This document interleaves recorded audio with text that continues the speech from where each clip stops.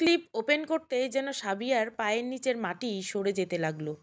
নিজের দেহে প্রদর্শন করে এটা তার নিজের কাছেই ধারণাকৃত ভিডিওটা সে একমাত্র ওর বয়ফ্রেন্ডকেই দিয়েছিল, যার সাথে ব্রেকআপ হওয়ার প্রায় 1 বছর হয়ে গেছে। হঠাৎ অপরিচিত একটা নাম্বার থেকে ক্লিপটা আসা শুভ কিছু লক্ষণ নয়, সেটা বুঝতে সাবিয়ার অসুবিধা হয় না। আগামী মাসের 15 তারিখে ওর বিয়ে ঠিক হয়েছে। আর এমন সময় যদি উল্টেপাল্টা কিছু হয়, তাহলে সে ওর বাবাকে কিছুতেই মুখ দেখাতে পারবে না। সাবিয়া ওর বাবা মায়ের একমাত্র আদরের মেয়ে। ওর বাবার স্বপ্ন ছিল একমাত্র মেয়েকে ভালোভাবে লেখাপড়া করিয়ে একটা ভালো ঘরে তুলে দিবেন।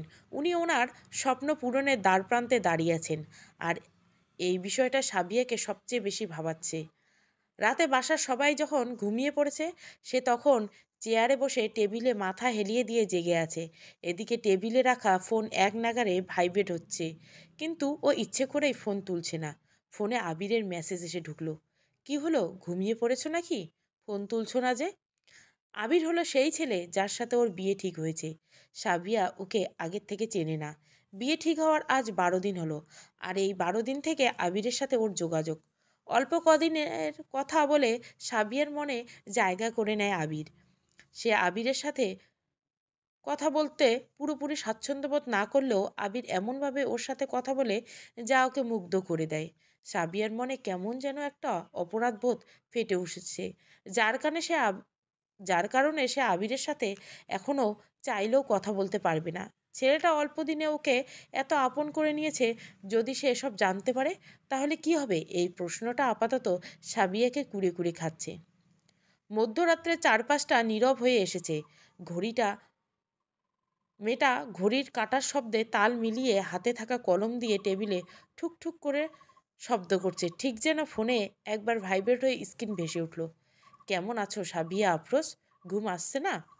সঙ্গে সঙ্গে সে মোবাইলে হাতে নিয়ে দেখতে পেল মেসেজটা সেই নাম্বার থেকে এসেছে যে নাম্বার থেকে ভিডিও ক্লিপটা এসেছিল। সে সাথে সাথে নাম্বারটিতে ডায়াল করে দেখলো নাম্বারটা সুইচ অফ দেখাচ্ছে। ততক্ষণে আর একটা মেসেজ ঢুকলো। নাম্বারে ডায়াল করছো যে, খুব ফোনে কথা বলতে ইচ্ছে করছে নাকি? সাবিয়া এবার মেসেজে রিপ্লাই দিল, কে আপনি, কি চান বলুন তো, আর ওই ভিডিওটা আপনি কোথায় পেলেন? সাথে সাথে রিপ্লাই আসে, যা চাই তা ঠিক সময় চেয়ে নিব, এখন ঘুমাও। জেগে থাকলে ওই মায়াবী চোখগুলো নিচে দাগ পড়ে যাবে। শুভরাত্রি সাবিয়া আফরোজ। এরপর সাবিয়া আরও অনেকগুলি মেসেজ দেয়, কিন্তু ওপাশ থেকে কোনো রিপ্লাই আসে না। সে অনেকক্ষণ চুপ করে থাকে। এরপর ওর দুই ঠোঁট থেকে সক্রিয়ভাবে উচ্চারিত হয়, তাহলে কি অর্ণব? ফোনে সে মুখস্থ থাকা অর্ণবের নাম্বার তুলে, কিন্তু ডায়াল করতে সাহস পায় না।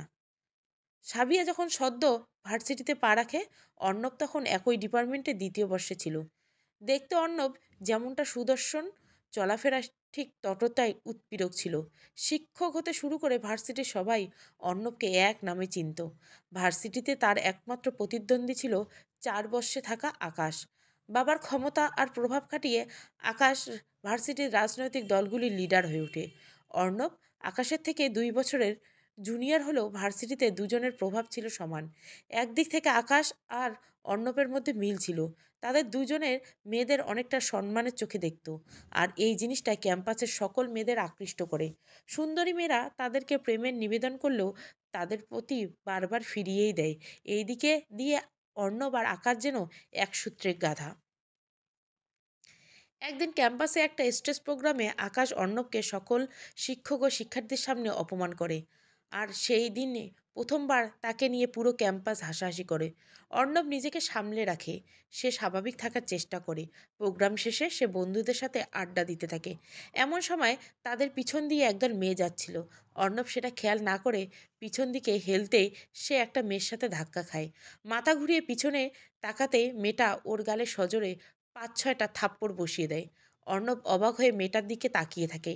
ক্যাম্পাস থেকে বের হওয়ার আগে যতদূর মেয়েটাকে দেখা যাচ্ছিল, ততক্ষণ অর্ণব সেদিকে তাকিয়ে থাকে। সে খোঁজ নিয়ে জানতে পারে মেয়েটার নাম সাবিয়া। সেদিন রাতে এক বন্ধু অর্ণবকে ফোন করে বলে সে ভার্সিটির গ্রুপে একটা ভিডিও ভাইরাল হয়েছে, সেটা দেখতে। অর্ণব সঙ্গে সঙ্গে ভিডিওটা দেখে নিল।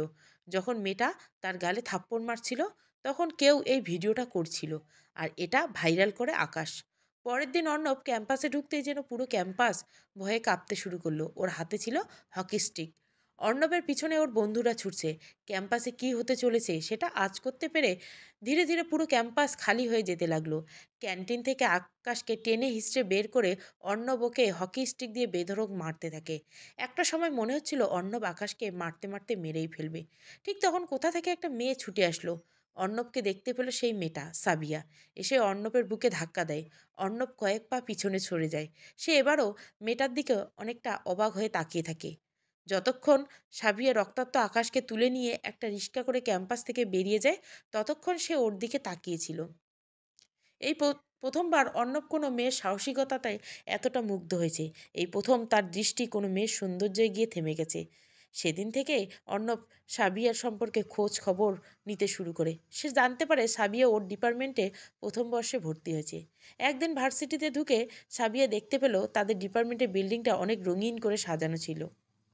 প্রথমে ও ভেবেছিল হয়তো কোনো অনুষ্ঠানের আয়োজন করা হয়েছে, কিন্তু সেখানে যেতেই সে এতটা অবাক হলো যা ওর মুখ দেখে থেকে কোনো কথা বের হলো না।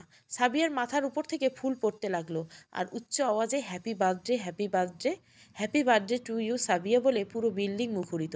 সে দেখতে পেল ডিপার্টমেন্টের প্রায় সবাই সামনে একটা কেক নিয়ে অপেক্ষা করছে। তাদের ঠিক মাঝে সে অর্ণবকে দাঁড়িয়ে থাকতে দেখলো। সাবিয়া এর থেকে বেশি অবাক হলো যখন সে জানতে পারলো এগুলো সব অর্ণবের কাজ। ও ভেবে পাচ্ছে না যে ছেলেকে সে কয়েকদিন আগে ক্যাম্পাসে সবার সামনে থাপ্পড় মেরেছিল, আবার সেই থাপ্পড়ের ভিডিও ভাইরাল হয়েছিল, সে কি না ওর জন্য এত কিছু করেছে। সব কিছু শেষে সাবিয়া ক্যাম্পাসের কোণে একটা জায়গায় বসে আছে। অর্ণব ওর পাশে গিয়ে বসতে সাবিয়া দাঁড়িয়ে গেল। অর্ণবকে 2-3 বার বসার জন্য বলার পর সাবিয়া আবার আগের মতো বসে পড়ে। অর্ণব বুঝতে পারে কোনো কারণে সাবিয়ার মন খারাপ। সে জিজ্ঞাসা করলো, মন খারাপ? না, ঠিক আছি। মনটা খারাপ সেটা বোঝাই যাচ্ছে, আমাকে বলতে পারো কেন মন খারাপ? এতে তোমার কিছুটা হলেও মন হালকা হবে। এর আগে কখনো আমার জন্মদিনে আয়োজন করা হয়নি। এই প্রথমবার এমনটা দেখে কেমন যেন লাগছে। কেন বাসায় তোমার জন্মদিন আয়োজন করা হয় না? হয় না, কারণ আমি যেদিন আমার জন্ম হয়েছিল সেদিনে আমার মা মারা যান। এতটুকু বলার পর সাবিয়ার চোখ থেকে ফোঁটা ফোঁটা হয়ে জল গড়িয়ে পড়তে লাগলো। অর্ণবের এখন কি বলা উচিত সেটাও নিজেই জানে না। সেদিনের ঘটনার জন্য অর্ণবকে সরি বলে সাবিয়া যাওয়ার জন্য দাঁড়ায়, তখন নিজের অজান্তে যেন অর্ণবের হাত গিয়ে সাবিয়ার হাতটা জাপটে ধরে। মেয়েটার চোখে মুখে ভয়ের চাপ ফুটে ওঠে, যা ওকে আরও মায়াবী করে তুলছে। অর্ণব এক দৃষ্টিতে ওর চোখের দিকে তাকিয়ে থাকে। তার মনে হতে লাগে এই মেয়েটা একমাত্র তার জন্যই সৃষ্টি হয়েছে। সাবিয়া হাতটা ছাড়িয়ে নিয়ে দ্রুত ক্যাম্পাসে হতে বেরিয়ে যায়। অর্ণব আবারও ওর দিকে তাকিয়ে থাকে যতক্ষণ ওকে দেখা যাচ্ছিল। রাতে সাবিয়ার চোখে ঘুম থাকলেও ও ঘুমাতে পারে না। হঠাৎ ফোনে কল আসে। ফোন রিসিভ করার পর উপাস থেকে আকাশ জিজ্ঞাসা করে, কত দূরে গেল? সাবিয়া উত্তর দেয়, এই তো অনেকটা। এতটুকু বলে সে ফোনটা কেটে দেয়। এরপরে অনেকবার আকাশ ওকে কল দিলেও সাবিয়া রিসিভ করলো না। কিছুক্ষণ পর ওর ফোনে একটা অপরিচিত নাম্বার থেকে টেক্সট মেসেজ এসে ঢুকলো। মেসেজে লেখা, কাল ক্যাম্পাসের বাইরে কিছু সময় হবে? সাবিয়া জিজ্ঞাসা করে, কে আপনি? প্রত্যুত্তরে উপাস থেকে আবার জিজ্ঞাসা করা হয়, বলেন তো আমি কে হতে পারি? সাবিয়া বলে, কে আর? ক্যাম্পাসে থাপ্পড় খাওয়া সেই লম্পট ছেলে ছাড়া এত রাতে কেই বা মেসেজ দিতে পারে? অর্ণব রিপ্লাইতে বলে, বাহ, মনের টান না থাকলে কি আর কেউ এভাবে অনুমান করে বলে দিতে পারে? সাবিয়া বলে, টান। সেদিনের ঘটনার পর থেকে নিজের মধ্যে কেমন একটা অপরাধবোধ ভর করে আছে। বাই দ্য ওয়ে, আজকের দিনের সব কিছুর জন্য আপনাকে এতগুলো ধন্যবাদ। রিপ্লাইতে অর্ণব বলে, থাক, ধন্যবাদ তুলে রাখুন। কাল সকাল 10টায় ঠিকানা অনুযায়ী চলে আসবেন। জোর করছি না, আসা না আসা সেটা একান্তই আপনার ব্যাপার। এখন ঘুমান। সাবিয়া ওকে আর কোনো রিপ্লাই না দিয়ে আকাশের নাম্বারে একটা মেসেজ পাঠায়। সেখানে লেখা ছিল, অর্ণব ক্যাম্পাসের বাইরে দেখা করতে চায়, আগামীকাল আসতে পারবে না। সঙ্গে সঙ্গে রিপ্লাই আসে, আসতে হবে না, রুম থেকে বের হয়ে একটু বেলকনিতে আসো। সাবিয়া বেলকনিতে যেতে ওর চোখ পুরো কপালে উঠে যায়। রাস্তার মধ্যে অনেকগুলি মোমবাতি দিয়ে লেখা হ্যাপি বার্থডে টু ইউ। মোমবাতির আলোয় চারিদিকে ঝলমল করছে। এর পাশেই আকাশ একটা কেক হাতে দাঁড়িয়ে আছে। সাবিয়া মোবাইল বের করে দেখে 12টা বাজে, এখনো 1 মিনিট বাকি। সাবিয়ার ঠোঁটের কোণে মিষ্টি হাসি ফুটে ওঠে। ও ভেবেছিল আকাশ হয়তো ভুলেই গেছে আজ ওর জন্মদিন। জন্মদিনের শেষ মিনিটে একটা এমন সারপ্রাইজ পেয়ে সাবিয়া অনেক খুশি মনেই ঘুমাতে যায়। হলুদ রঙের টি শার্টের উপর কালো রঙের শার্ট আর একটা সানগ্লাস পরে অর্ণব 9:30 থেকে রোদের মধ্যে দাঁড়িয়ে আছে। পাশেই কাঠের বেঞ্চের উপর রাখা লাল আর সাদা গোলাপগুলো এতক্ষণ কিছুটা শুকিয়ে গেছে। অর্ণব বারবার ঘড়ির দিকে তাকায়। 10টা 20 মিনিট হয়ে গেল, সাবিয়ার কোনো পাত্তা নাই। এদিক ওদিক হাঁটাহাঁটি করছে অর্ণব। প্রতিটা মিনিট যেন 1 ঘন্টার মতো লাগছে।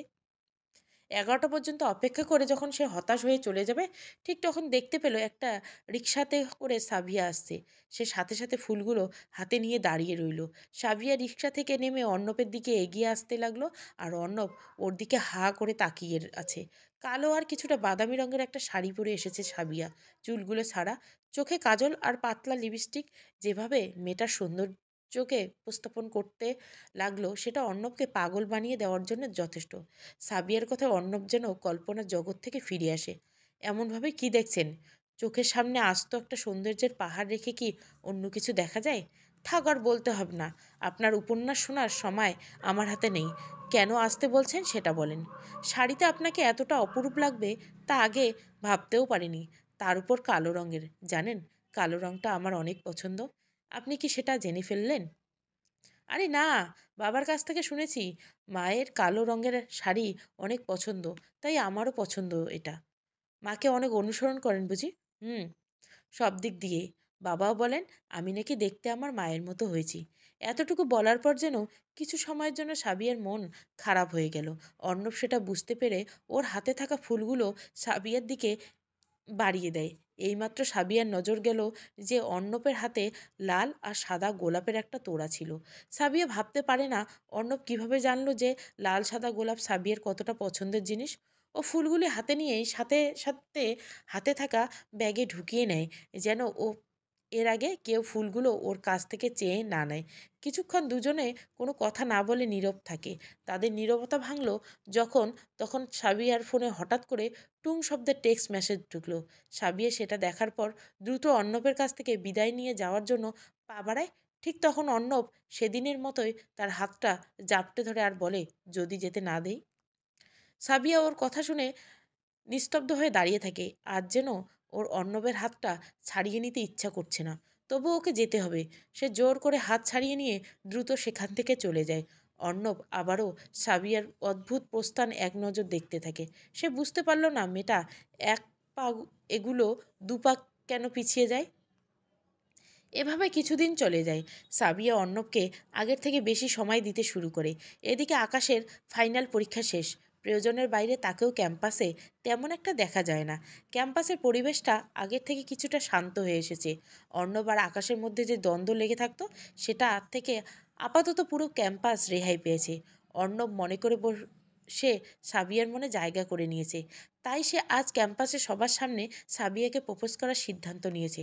আর এই বিষয় নিয়ে ক্যাম্পাসে কেমন একটা আনুষ্ঠানিকতা জমে উঠছে। শুধু সাবিয়া, পরে ভার্সিটির প্রায় সবাই বিষয়টা জেনে নিয়েছে। আর এর একমাত্র কারণ ভার্সিটিতে অর্ণবের জনপ্রিয়তা। অর্ণব সহ সবাই সাবিয়ার জন্য অপেক্ষা করছে। এই আমেজটা বেশিক্ষণ থাকলো না, যখন অনেক দিন পর আজ আকাশ সেই আগের রূপে ভার্সিটিতে আসতে দেখা গেল। আকাশের গাড়ির পিছনে আরও 3টে গাড়ি এসে ঢুকলো। আকাশের হাতে একটা হকি স্টিক নিয়ে গাড়ি থেকে নামে। বাকি গাড়িগুলো থেকে আকাশের ছেলেগুলো হাতে একটা করে স্টিং নিয়ে নামতে থাকে। সবাই এতক্ষণ জেনে গিয়েছে ক্যাম্পাসে আজ কিছু একটা হতে চলেছে। শুধু অর্ণব আগের জায়গায় দাঁড়িয়েছে। বাকিরা ভয়ে কাঁপতে কাঁপতে নিরাপদ দূরত্বে চলে যায়। আকাশ ধীরে ধীরে অর্ণবের দিকে এগিয়ে আসতে থাকে। অর্ণব বুঝতে পারে না আকাশ কি করতে চাইছে, তবে আজকের দিনে কিছু উল্টোপাল্টা করলে সে আকাশকে ছাড় দিবে না। আকাশ ঠিক অর্ণবের সামনে এসে দাঁড়ায়। অর্ণব বলে, দেখ, আজ তোর সাথে কোনো ঝামেলা করতে চাই না। তুই ভালোই ভালোই ক্যাম্পাস থেকে বেরিয়ে যা। আকাশ হাসতে থাকে। হাসতে হাসতে বলে, কি মনে করেছিস তুই? আজকের দিনটা তুই সাজিয়ে এনেছিস? আরে না, আমি তোকে দিয়ে এটা করিয়ে নিয়েছি। দেখ তোর কি অবস্থা করি। এতটুকু বলে আকাশ হাতে থাকা হকি স্টিক দিয়ে সজোরে অর্ণবের মাথায় আঘাত করে। অর্ণব মাটিতে পড়ে যায়। পরপর আকাশ অর্ণবের স্টিক দিয়ে মারতে থাকে। অর্ণবের চোখ অন্ধকার হয়ে আসে, তবুও তার শরীরে কোনো কষ্ট অনুভূতি হচ্ছে না। শুধু ওর মাথায় একটাই প্রশ্ন ঘুরপাক খাচ্ছে, আকাশ এসব বলে ওকে কি বোঝাতে চাইছে। হঠাৎ সাবিয়া দৌড়ে আসতে দেখা গেল।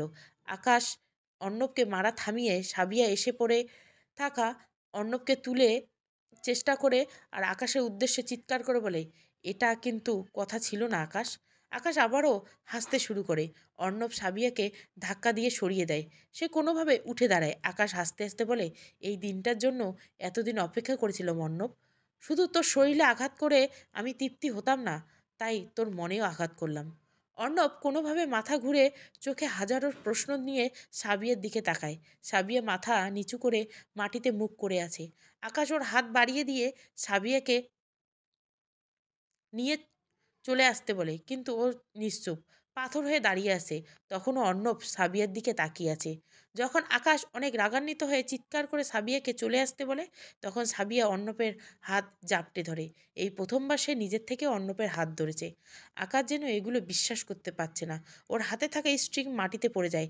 এদিকে অর্ণবের ঠোঁটের কোণে ফুটে ওঠে বাঁকা হাসি। এই বাঁকা হাসির রহস্য একমাত্র অর্ণব নিজে ছাড়া আর কেউ জানে না।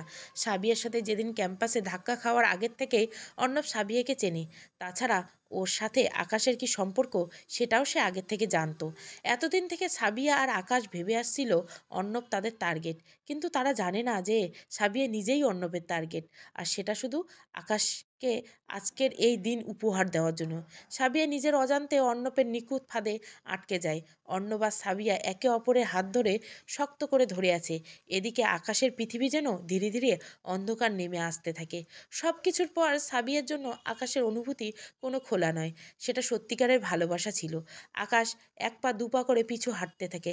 সে যতটা উত্তাল হয়ে ক্যাম্পাসে ঢুকেছিল ঠিক ততটাই নীরব ক্যাম্পাস থেকে চলে যায়। সেদিনের পর অনেক দিন চলে গেল, আর ভার্সিটিতে আকাশকে দেখা যায়নি। এদিকে অর্ণব সাবিয়ার সাথে সম্পর্কটা এতটাই জমিয়েছে যে সাবিয়া নিজের থেকেই তাকে এইসব ভিডিও ধারণ করে দিয়েছে।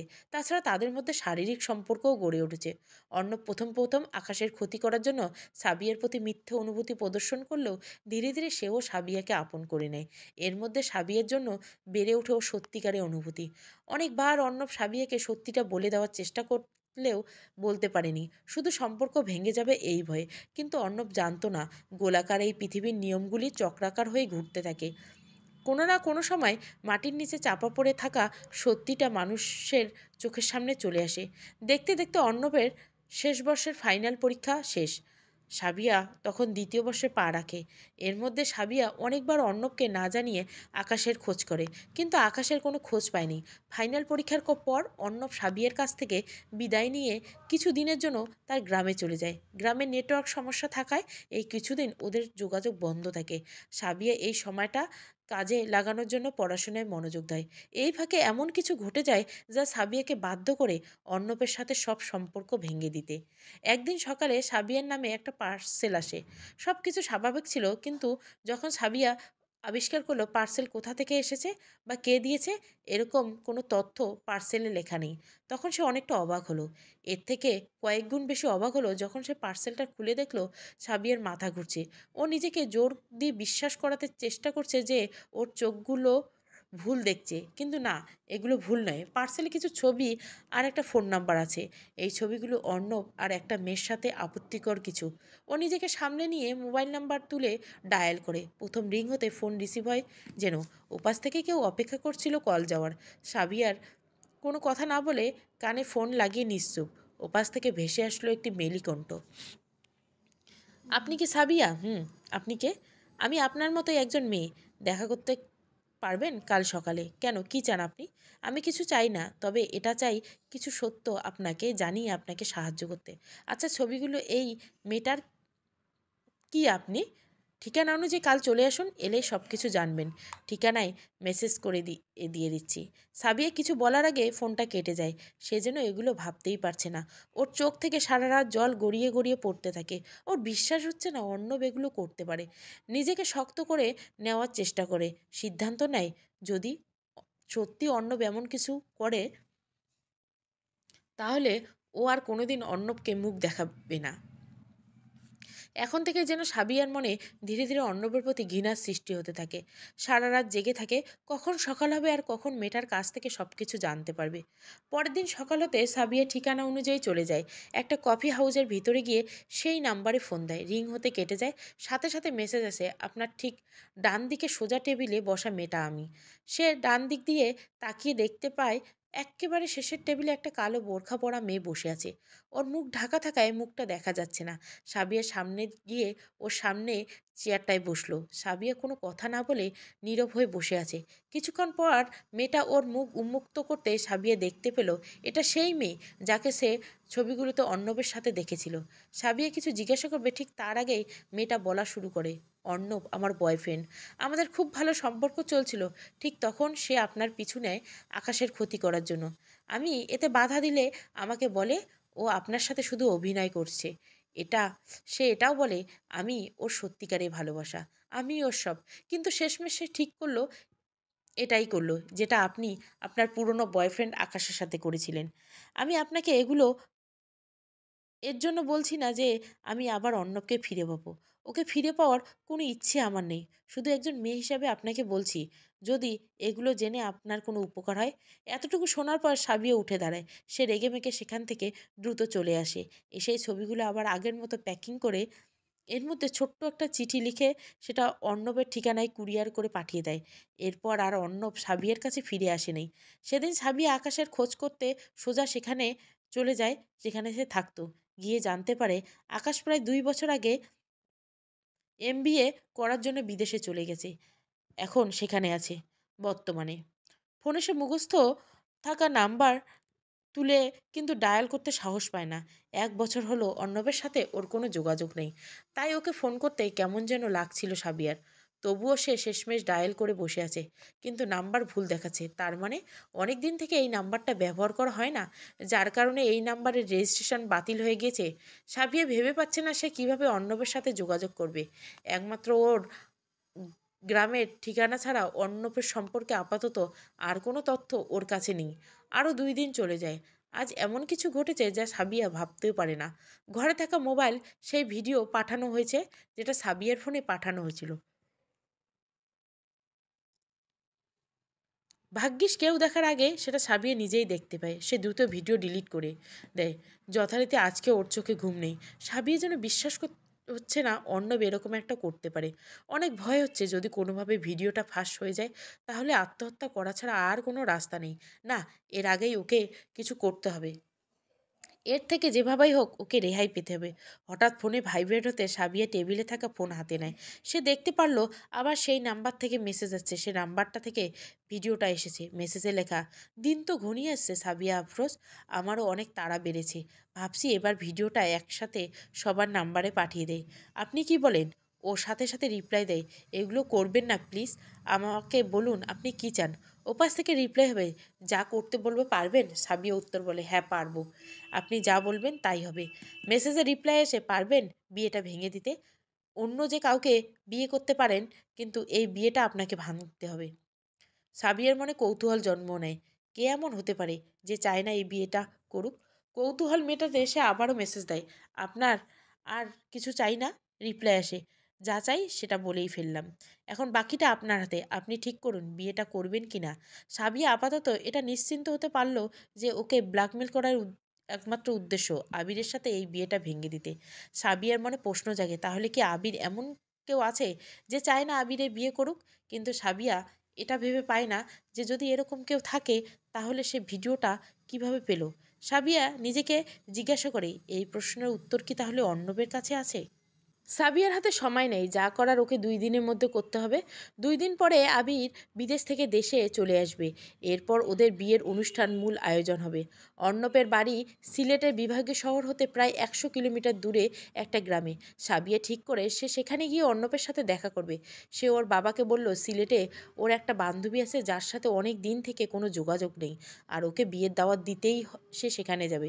ওর বাবা ওকে মানা করলো না, তবে ওকে ওদের প্রাইভেট গাড়ি দিয়ে সেখানে যেতে হবে, আবার 1 দিনের মধ্যে ফিরে আসতে হবে, এই শর্ত দিল।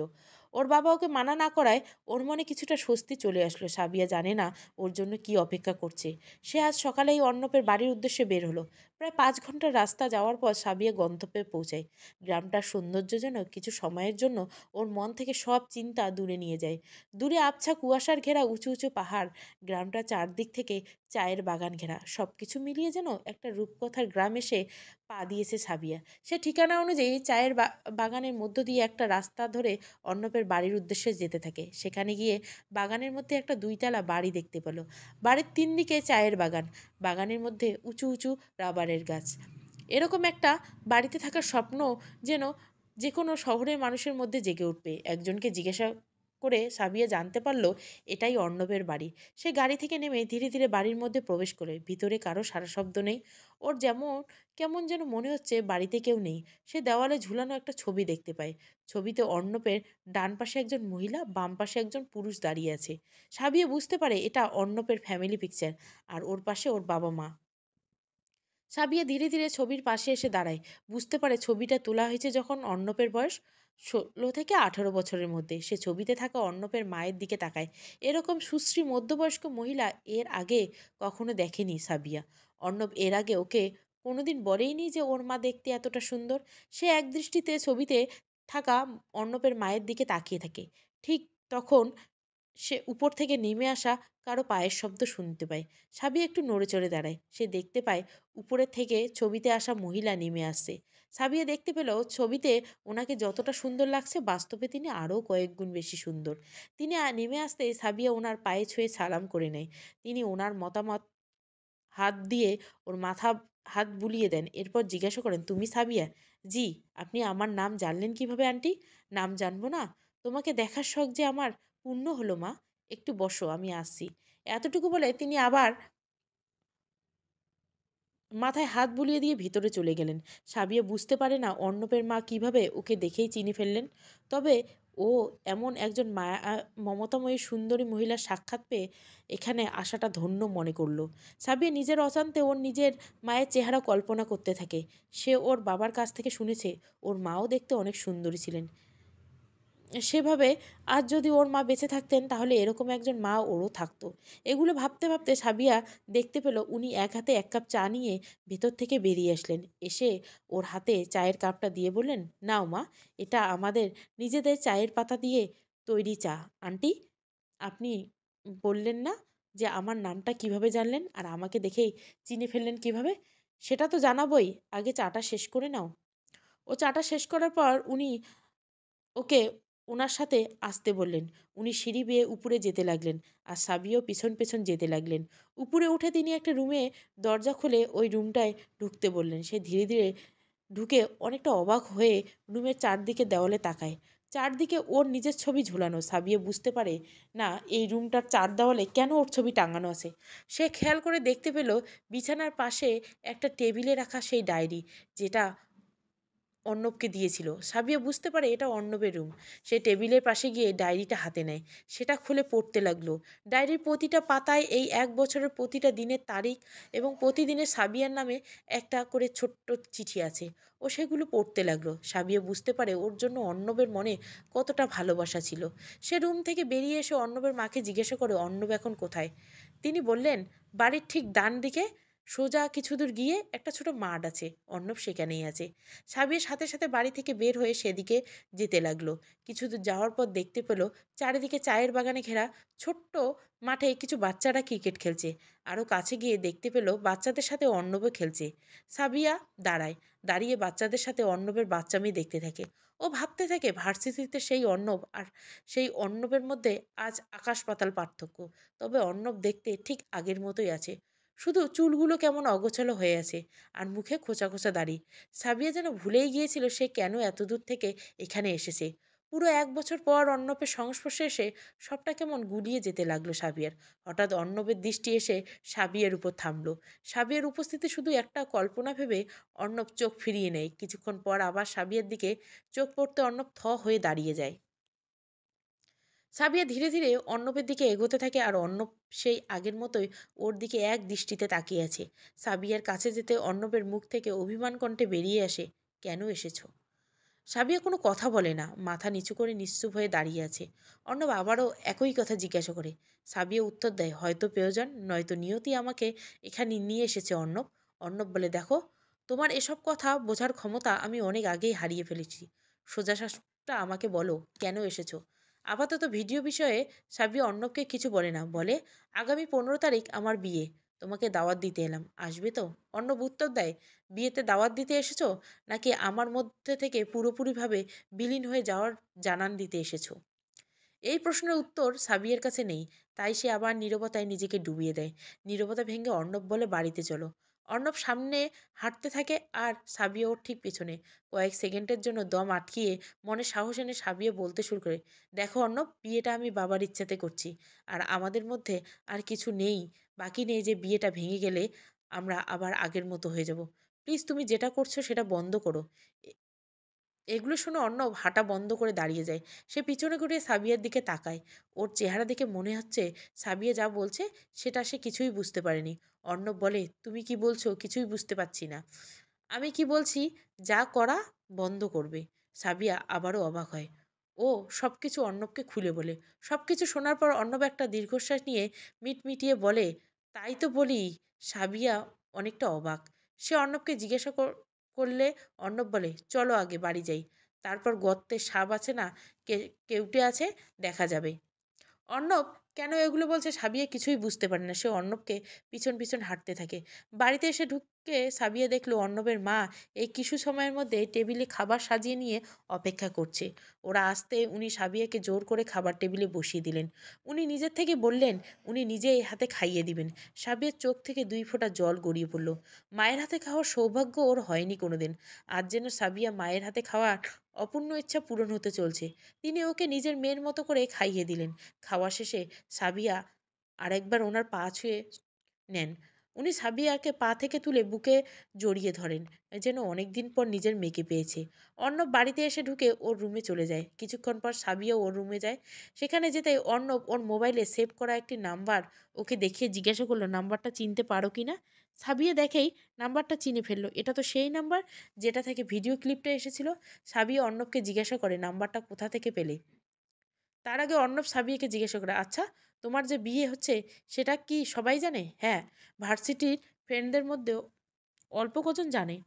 তারা কি জানে কার সাথে বিয়ে তোমার? না, আমি নিজেও এখনও দেখিনি তাকে যার সাথে আমার বিয়ে হচ্ছে। কেন? ও বিদেশে আছে, 2 দিন পর দেশে আসবে। আর সত্যি বলতে প্রথম প্রথম এই বিয়েতে আমার তেমন ইন্টারেস্ট ছিল না। বাবার ইচ্ছেতে রাজি হয়ে যাই, তাই আর ওর ছবি দেখা হয়নি। আচ্ছা, তোমার আগের মোবাইলটা কোথায়? ভার্সিটি থেকে চুরি হয়ে গেছে। ওই মোবাইলে ভিডিও ছিল? না, তোমাকে দেওয়ার পর ডিলিট করে দিয়েছিলাম। আমাদের কনভারসেশনে ডিলিট করেছিলে? না তো। তুমি তো ভিডিও ডিলিট করে দিলেও কনভারসেশন থেকে এটা আবার ডাউনলোড করা হয়েছে। হতে পারে, কিন্তু কে করেছে? আকাশ। কি বলছো এসব? ঠিক বলছি। একই ভিডিও ওই নাম্বার থেকে সে আমাকেও দিয়েছে। আর একটা মেসেজ দিয়েছে, যদি বিয়েটা করিস তাহলে এই ভিডিও পুরো পৃথিবী দেখবে। তার মানে আকাশ তোমার বিয়ের খবর জেনেছে ঠিকই, কিন্তু কার সাথে বিয়ে সেটা জানে না। আর সে জানে না আমাদের 1 বছর আগে ব্রেকআপ হয়ে গেছে। তাই সে ভেবে নিয়েছে তোমার বিয়েটা আমার সাথেই হচ্ছে। আর ভিডিওটা যেহেতু তোমার এই ক্যাম্পাস থেকে চুরি হওয়া মোবাইল থেকে ভিডিওটা আকাশের কাছে গিয়েছে, বিষয়টা অস্বাভাবিক নয়। তুমি বলছো ও শুধু চায় এই বিয়েটা ভেঙে দাও, আবার অন্য কাউকে বিয়ে করতে পারো। আর এর মানে ও চায় না তুমি আমার হও। সে প্রতিশোধ নিতে এগুলো করেছে।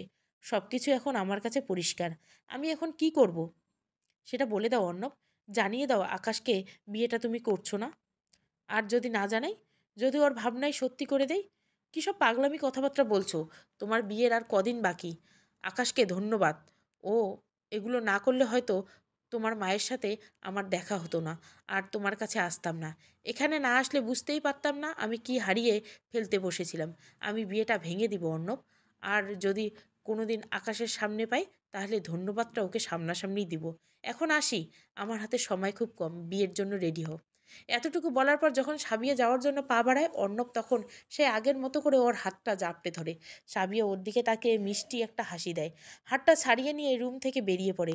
অর্ণব মায়ের কাছে থেকে বিদায় নিয়ে দ্রুত বাড়ি থেকে বের হয়। গাড়িতে উঠে সাবিয়া। যতক্ষণ ওর গাড়ি দেখা যাচ্ছিল ততক্ষণ অর্ণব সেদিকে অর্ণবের মাও তাকিয়েছি থাকলেন। গাড়ি যেতে যেতেই যখন মিলিয়ে গেল, অর্ণবের ঠোঁটের কোণে ফুটে উঠল আবার এক বাঁকা হাসি। এটা বিজয়ের হাসি, চিরপ্রতিদ্বন্দ্বী। আকাশকে হারিয়ে দেওয়ার হাসি। আবির নামের ছেলেটা আকাশে ছিল, যা সাবিয়া জানতো না, কিন্তু অর্ণব জেনে নিয়েছিল। অর্ণব আর সাবিয়ার ব্রেকআপের ফায়দা লুটে আকাশ চেয়েছিল ট্রিক্স করে সাবিয়াকে বিয়ে করতে ফেলবে, কিন্তু অর্ণব তা হতে দেয়নি। ভিডিওটা আকাশ নয় অর্ণবে পাঠিয়েছিল, আর সে আকাশের নাম ব্যবহার করে সাবিয়াকে একটা মিথ্যে গল্প শুনিয়ে দিল। সমাপ্ত। গল্পটা ভালো লাগলে অবশ্যই লাইক, শেয়ার এবং সাবস্ক্রাইব করবেন। Thank you for watching.